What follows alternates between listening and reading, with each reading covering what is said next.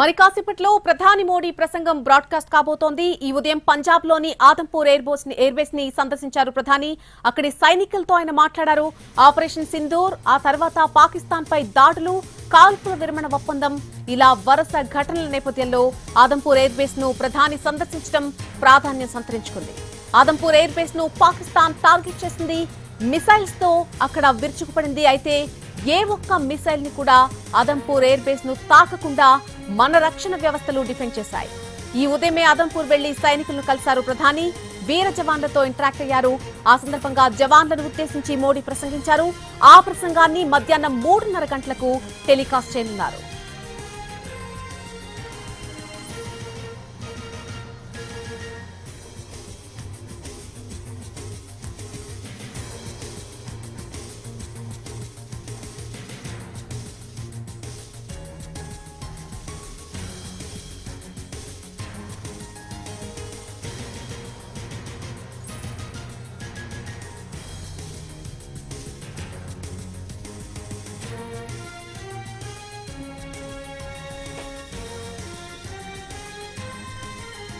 పంజాబ్ లో ప్రధాని నరేంద్ర మోడీ పర్యటించారు. ఆదంపూర్ బేస్ ను తెల్లవారుజామున ఆయన సందర్శించారు.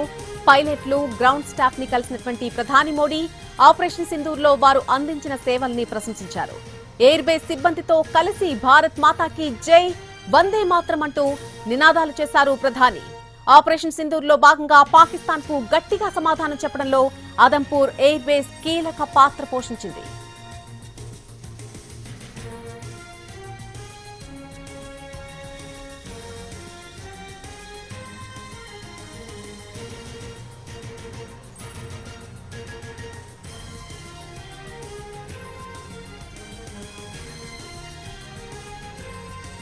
ఆదంపూర్ బేస్ ను ఈ తెల్లవారుజామున సందర్శించారు ప్రధాని. ఎయిర్ ఫోర్స్ సిబ్బందిని అక్కడ ఆయన కలవడం జరిగింది. ఎయిర్ ఫోర్స్ సిబ్బందిని ఆయన ప్రశంసించారు.